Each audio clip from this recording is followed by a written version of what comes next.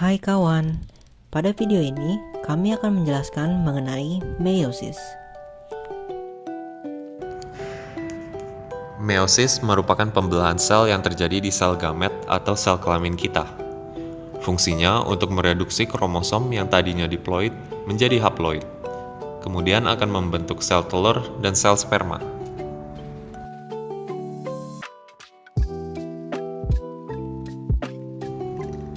Sebelum terjadi proses meiosis, sel tersebut akan mengalami yang namanya fase interfase, atau disebut juga fase istirahat. Bukan berarti sel tidur, sel tersebut tetap beraktivitas. Interfase terdapat 3 tahapan. Yang pertama ada fase gap 1. Di fase gap 1, sel tersebut mengalami yang namanya pembesaran. Kemudian organel sel yang bernama sentromer akan membelah menjadi 2 sentriol.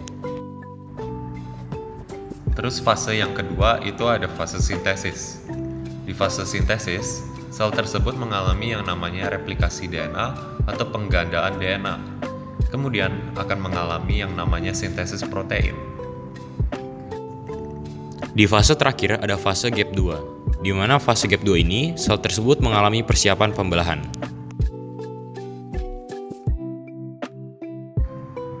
Setelah interfase selesai, terjadilah tahapan meiosis pertama, di mana meiosis pertama ini terdapat 4 tahapan.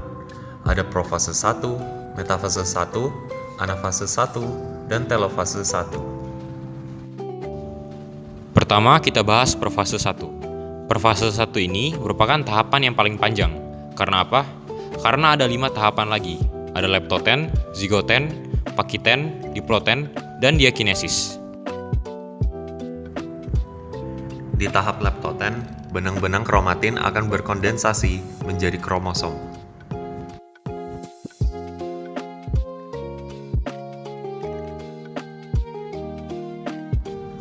Kemudian di tahap yang kedua yaitu zigoten, nanti kromosom homolog itu akan saling mendekat, kemudian membentuk sinapsis.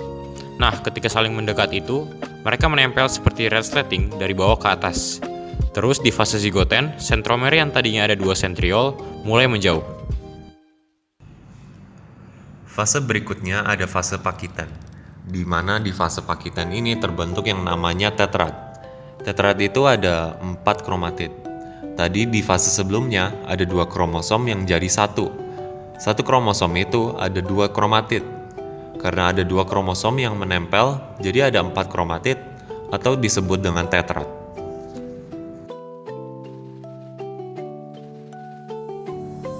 Nah, fase berikutnya ada fase yang namanya diploten. Di fase diploten, kromosom homolog yang tadinya sudah menempel akan mulai menjauh. Ketika menjauh, nanti ada pertukaran gen-gen atau disebut juga pindah silang, atau bahasa Inggrisnya crossover. Di fase terakhir profase 1, di tahap yang namanya diakinesis, pada sentriol akan tumbuh yang namanya benang-benang spindle. Kemudian, membran inti dan nukleus akan mulai menghilang. Setelah fase 1 selesai, masuk ke tahap metafase 1, di mana di metafase 1 ini, tetrad akan berjajar di bidang ekuator.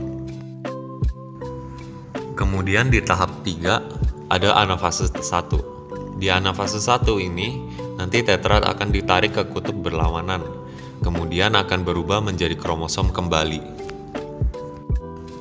Tahap terakhir di meiosis 1 ada yang namanya telofase 1. Di telofase 1 ini, selnya sudah mengalami yang namanya sitokinesis atau pembelahan sitoplasma.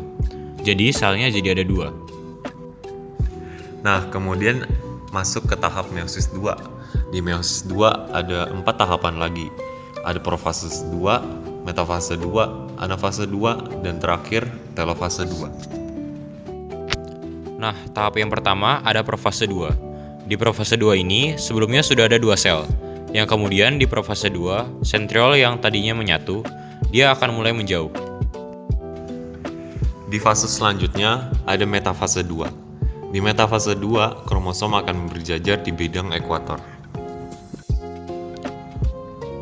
Lanjut ke tahap anafase 2. Di anafase 2, kromosom akan ditarik ke kutub berlawanan. Kemudian kromosom akan berubah menjadi kromatid.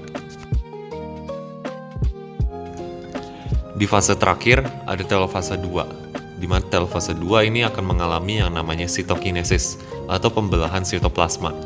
Yang tadinya ada 2 sel menjadi ada 4 sel. Terus masing-masing sel nanti akan muncul membran inti dan nukleolus kembali.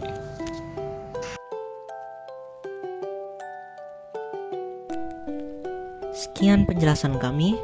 Terima kasih telah menonton.